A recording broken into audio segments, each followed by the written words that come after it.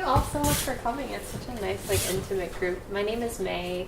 I am the 5th generation owner of this shop that you're in right now. For many of you who are new, it's been in my family since the 1890s. And we recently, I guess not so recent anymore, over a year and a half ago, started a community initiative called the W.O.W Project, where we use arts and culture as a means to combat gentrification and also reclaim ownership of our neighborhood in a time of rapid change. So this is, tonight, the screening is part of a series, a youth series that we started in June when we had Theresa, ManSee, and Ursula, 3 Asian American female filmmakers, come and speak about their experiences in a predominantly white male industry, and to really center Asian American female voices in the film industry. So we're filming all 3 of the panelists' films over the course of the next couple months. Theresa's the first to kick it off, and we're really excited to have her. Yeah, do you want to speak a little bit about? Can I hold? Yeah. I mean, we'll talk more about it after. Yeah. Yeah. Thank you so much.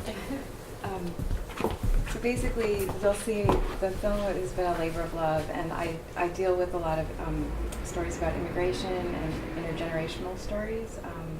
In my work, I do both traditional documentary film, some experimental narrative work, as well as what's called visual experience design. And I'm fortunate to have in the crowd 2 of my former colleagues. So afterwards, with the Q&A, we also have a digital storytelling kind of workshop, depending on who's here in the crowd. So it's more of a conversation if you can stay afterwards. So I think what would be interesting is that May has also worked with other artists in residence here at Wing on Wo, and she's worked with both physical, tangible objects as well as digital objects. And I think that relates a lot to my work and also to your work, and perhaps to some other of you who are both visual designers or you're storytellers in your own right. So what I'd like to do is afterwards have a conversation about how we might be able to extend those stories. And if you have some in mind and would like to brainstorm about them, that would be great. So thank you. Yeah, so this took me over 10 years to do. Wow. Yeah, I'm faster with some of my other pieces, but this was my first as my directorial debut. So I had worked in interactive publishing for many years, and I had originally thought that I would do this as a book, and then I worked at Channel 13 as an intern, which is a public television station here in New York. And so I was a researcher and intern, and then I was an associate producer on a film that was actually taking place in China. So I didn't get to go to China, but I did a bunch of the research, and I also did some research for a science program. So I knew that I have producer skills, but I wanted to direct, right? And so I kind of looked at what story was close to me. I mean, I studied anthropology, so I've also done research in Chiapas, Mexico, and other places. But in terms of wanting to do a story that I felt I could really take through, I thought, well, my dad has an interesting story, and he and I are kind of close, or we are in many ways, but there are certain things that we weren't. So I thought that this was a way that we could share some time together, especially after I graduated from college. Coming home, my family's close, but we fight a lot. And so I thought this was a good way to try to tease out the story. But it took a lot of time. It took a lot of time because even though I think I'm close to my dad, I don't think he actually trusted me for a very long time to share so much. And also because it is so very painful. When you see in the film, his eyes sometimes look like he's very far away. It's because he's reliving the memory. So I have a lot of, it's a very long way of answering, but I have a lot of respect for people survivors, people who go through hard things, who can't talk about their experiences. But then again, there's a time when sometimes it is helpful for people and they're willing to share. But that could take a very, very long time. And so when I do my other work too, it's that part of knowing when to be sensitive, knowing when to push, or when really not to, or when to take that risk and when not to. So finally, over time, then he realized that maybe this was kind of an interesting project that we could work on together. And so but for a while I would shoot, and I actually didn't know what it was going to become. Yeah. And you shared all that with your mother? Some things, yes, but actually, like, certain things, like the diary, she didn't know about. Yeah. Yeah, it was like, and I was like, Dad, where did you keep it all this time? Or, so I'm not sure, I don't know why. I mean, of course they're, intimate, and yet there's some things that maybe he was just waiting for the right time. Also, I think there was one point when he felt ill, and maybe he thought he was going to die, that there was some reason why he decided that he wanted to, like, talk to me a little more, or to the family, And yeah, when we go, it's like we didn't travel very much together, so our, like, family trip was going back to Japan, which is profound, right? It's like it was a very interesting trip, but it's also very difficult. So. And that happened earlier, so when I ended up editing the film, even though that's towards the end, that's one of the things that actually happened earlier in the film, and then I had to, like, unravel the rest of his experience. That's why it took so long. My other projects are taking less time. Yeah. Does your dad still keep up with anyone from his past, like the kids like he took care of, like at that home? Yeah. Yeah. His other soldiers and other veterans? Yeah. So some of the children over the years have gotten in touch with my dad. The other soldiers, unfortunately, most of them have passed away, but they had kept a newsletter and sometimes would still keep in touch in person when they're able to meet. Now it's more like the other generations, right, children and grandchildren, but there still are a few people. And who I'm still trying to track down are, so he was imprisoned with, like, Dutch and British and people from all over the world, and I think there are some names that come up, but he hasn't, like, some people he's reconnected with and other people he hasn't, and some of the children and grandchildren also have connected with me, and so it's this interesting network now, because there is this bond. I mean, I don't know too much about like intergenerational trauma, so there are different theories about how you carry stories or you carry things within yourself based upon what your parents, grandparents went through, right? I'm still doing research on that. I think it's an interesting concept, but I also think stories in general, as you tell them from generation to generation, that they're very powerful, right, and that they can change. So that's why I do think it's important, and whether you do it in a documentary way or I also do some narrative work, it's like fiction, how do you capture those stories? Yeah. Yeah, I was going to say, it was, like, really impressive how, like, well documented everything was, like, in terms of, like, how much stuff he had personally kept and documented and preserved for all those years, as well as, like, all the found footage. And then, like, when you started shooting, like, it seemed like a very good time of, like, to begin, like, the narrative of the documentary. Like, did you know that you were going to work on this project before you started shooting and, like, asking these questions, or? Yes. I wanted to. But I didn't know what the ultimate end goal, the end piece would be. Mm-hmm. I wanted to do something with video, but because my background is also in creative writing, creative nonfiction writing, I thought it would be a book.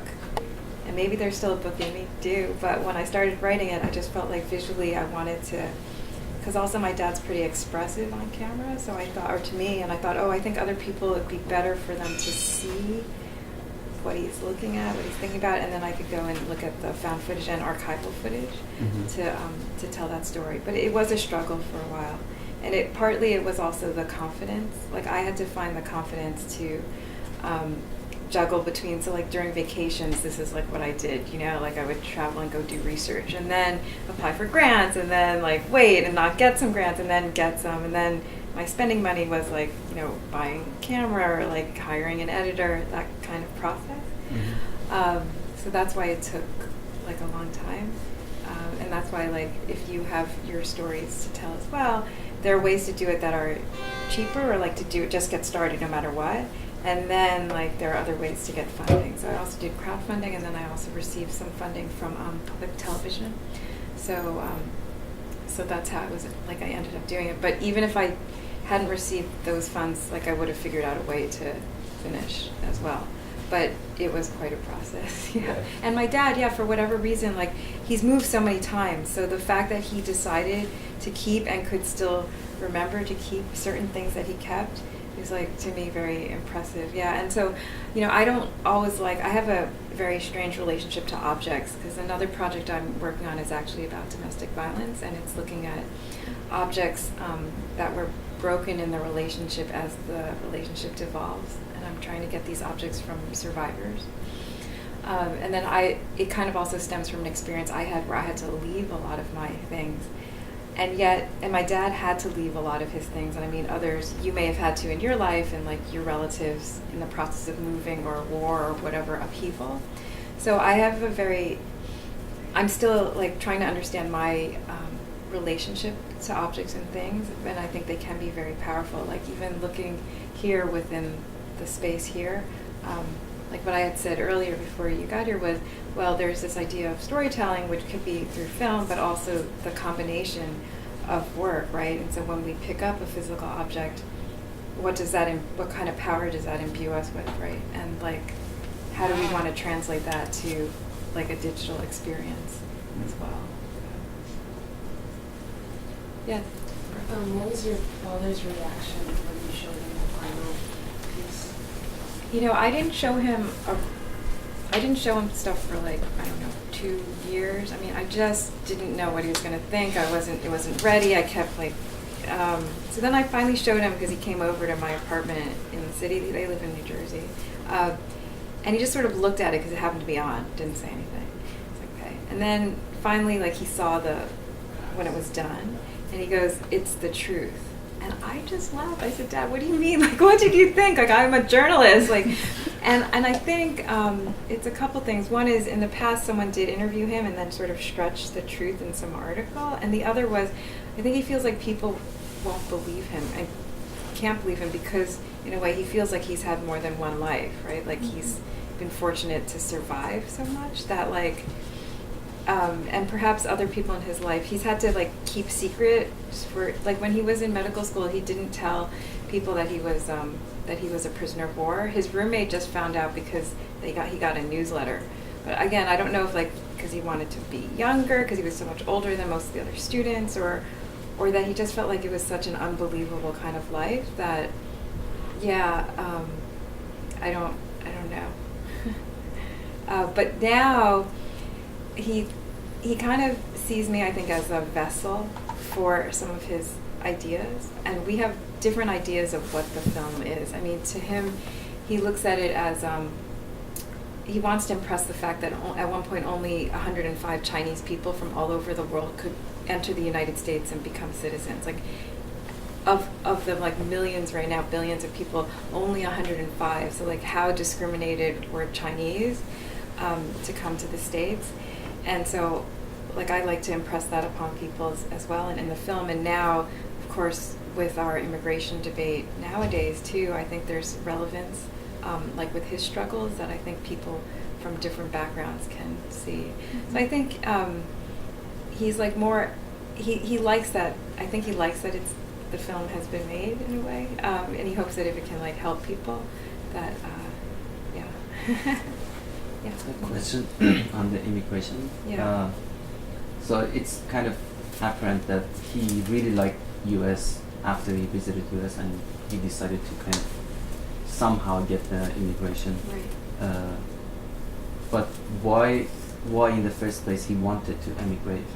Why he never thought about like going back to like whatever Malaysia. Malaysia or China. So Malaysia was a British colony when my dad was growing up. So for him, he saw his uncles and other people had like Life magazine, and he's kind of he has an adventurous spirit. So when he would read like Life magazine and these other, well, Life was more pictures, but then also these other magazines, and he was reading them in English, it just seemed like the U.S. and watching movies, a lot of the movies were American movies. So, I mean, some were British, but a lot were American. So there was this draw of adventure, I think, that really inspired him. And then what really made the difference was in the prison camps, you know, in England there's still the class structure, right? And so even though he made friends with some folks who are from Scotland and from England, the Americans were so much more, I think, welcoming, that so both that and when people were fantasizing about food and about home, the stories of the United States are, it's an incredible country. We have our problems, but it is also vast, and there's so much to see. And the fact that there was the Grand Canyon, and he would hear about all these different places. I think to be able to like set his sights on a country that sounded like that, and I think also again the way that there was, and it was apparent I think even in the camps, the attitude towards someone who was Chinese, because like growing up in Malaysia, when a Caucasian person came by, you would like step aside so that like at the post office that person could go ahead of you.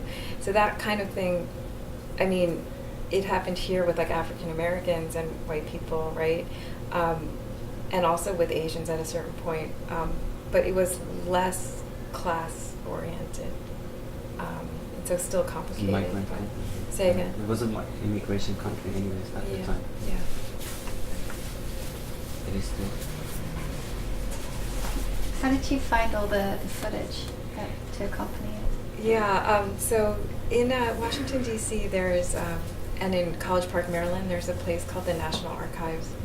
And so that's one of the locations where I would go and like look through footage. And at the time, too, before they digitized stuff, they still had stuff on, I think on 16 millimeter. So there are these Steenbeck machines that if you've never edited film before, or it's like, they're huge machines and you thread the film and you can watch it. So I was able to thread it, watch it, and then I shot on digital. So I shot the film. Because then you could also, like, if you could pay for it, you can order it to be transferred to video or to other. And then I also used some stock footage houses and then an archival researcher for a couple days. And then my dad kept some things, and so it was mostly like the hunt. The hunt. Yeah. So I'm actually trying to retrace the steps that my grandparents took when they came. Well, one was born here, but just like their sort of stories in America. So I was wondering what advice you would have for someone like me whose grandparents didn't want to open up at all and who doesn't know very much about what happened besides like little bits and details.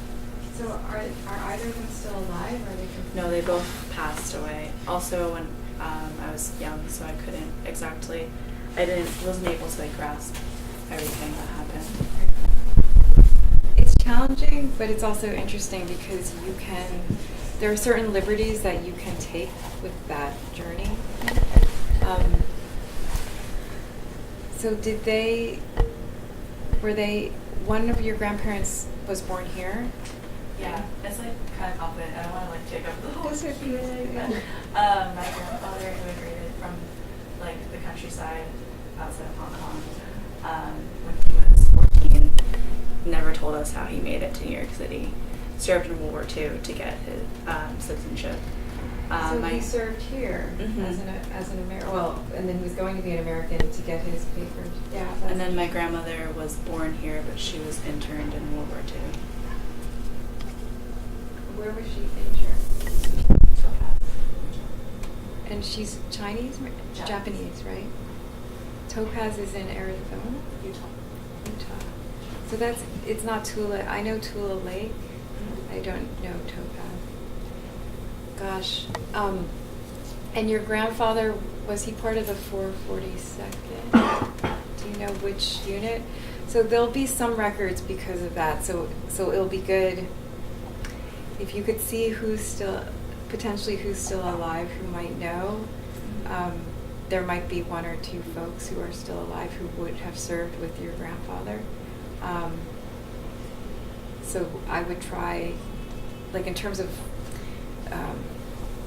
the order of doing things, the urgency potentially, if you want a first person who knew him, would be to try to find that person soon. And it's okay if a person doesn't exist or you can't get a hold of them, that's fine, but I would say try.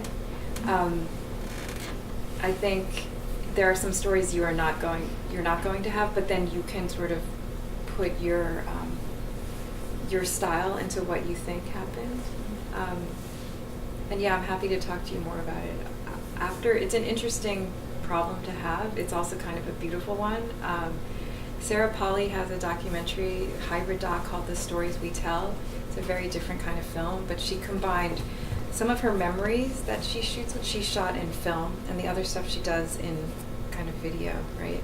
So if you wanted to play with fact and fiction, right, or what you think your idea is of something, I think if you created like a visual style that differentiated the two, you don't have to, but that's like one way you can kind of say, well, this is what I think happened, or what I wished happened, however you want to express that, versus like, here are some of the facts.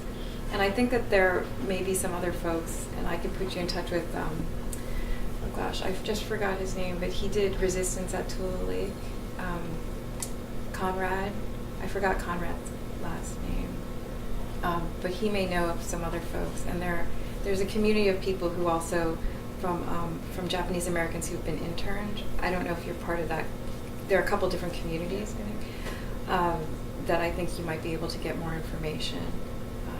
And some folks are artists as well, like the cats in Mirikitani, Jimmy Mirikitami was interned, and he also became an artist. And so I'm not sure though which camp he was at. But keep going with it. It's a very beautiful project. Yeah, we should do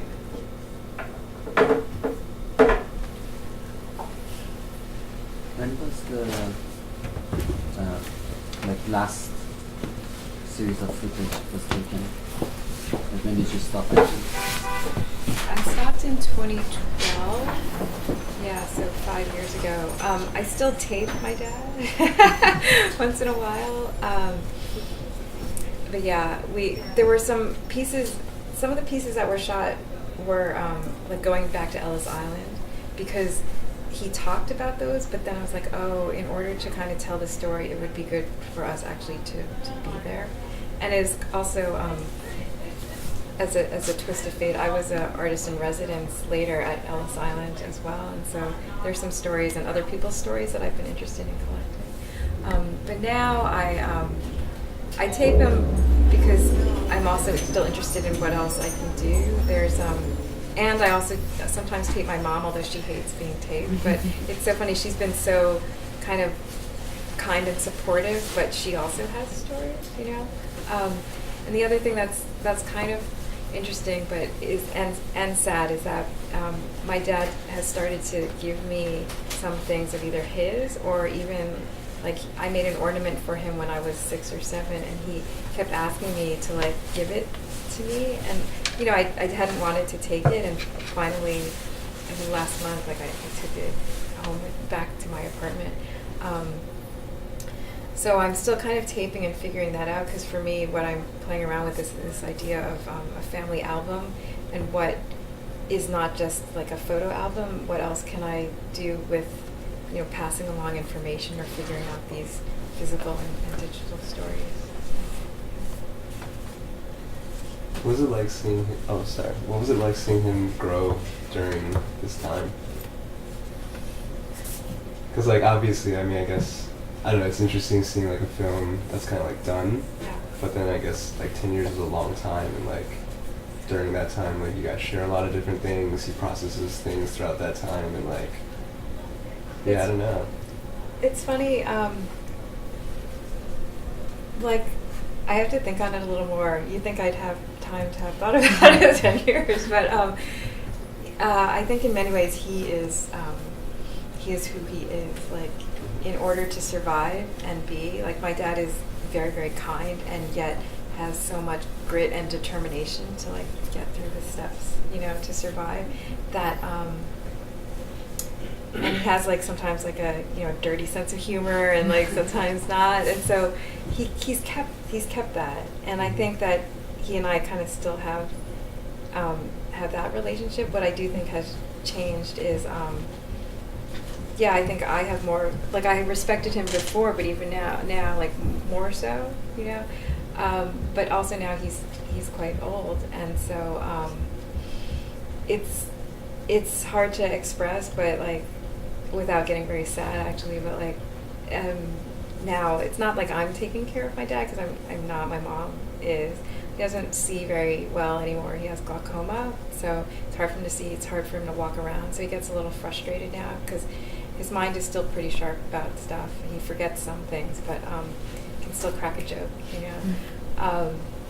So it's this idea of like aging as we're all getting older in some way, and so seeing that is really more of what I see as a change in terms of like looking at this and thinking about it. And I like to think that I'm very similar to how I was when I started the project, but that's not true either. You know, like I think I'd have to have a few drinks before I kind of really figure out what has changed. I think I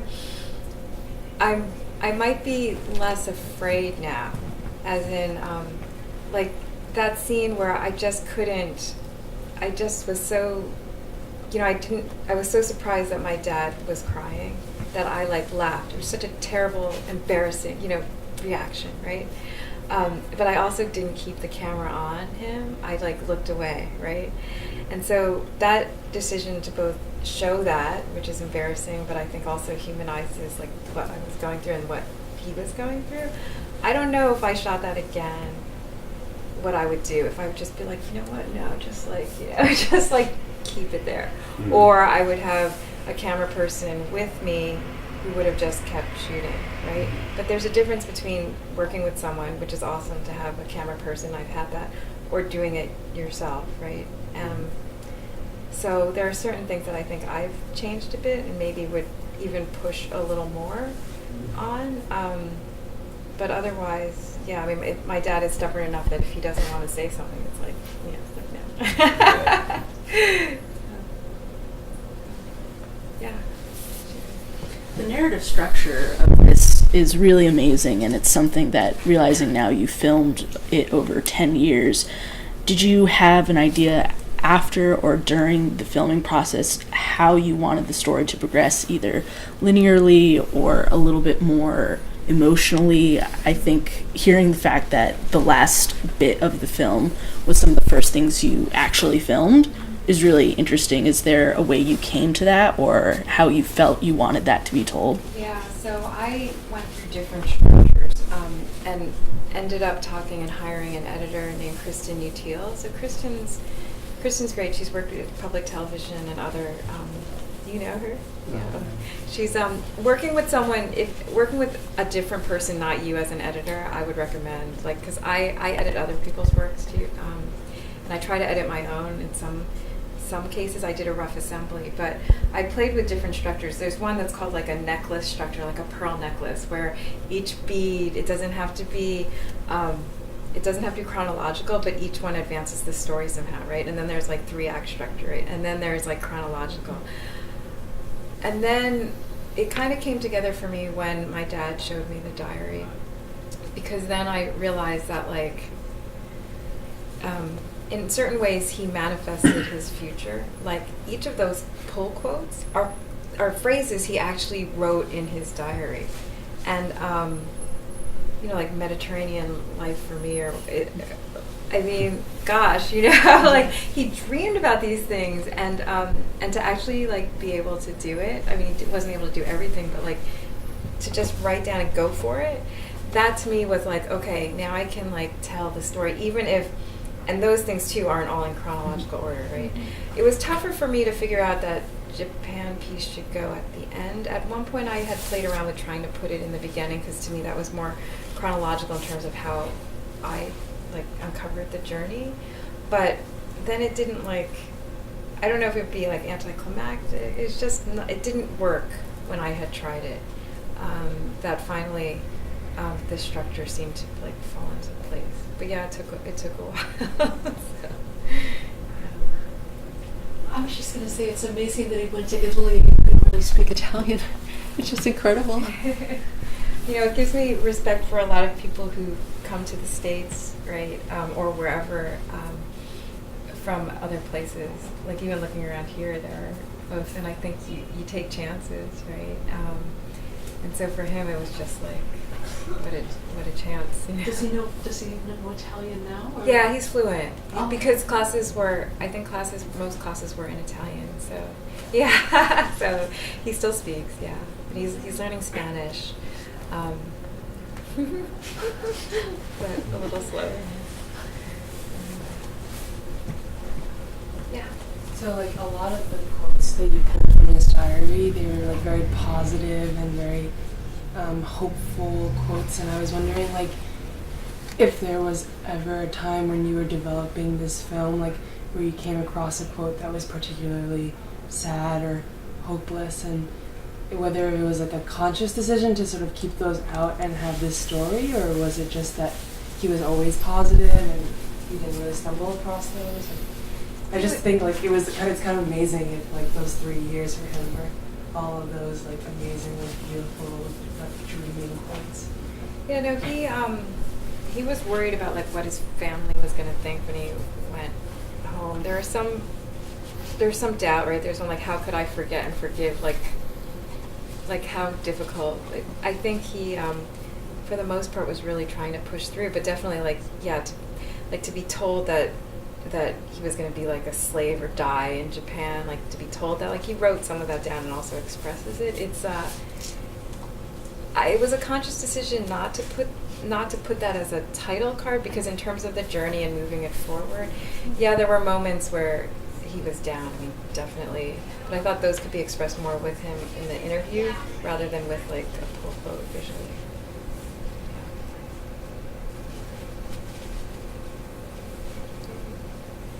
Well, thank you very much for coming.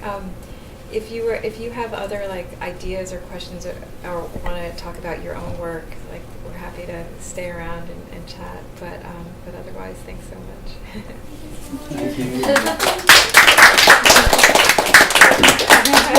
Thank you.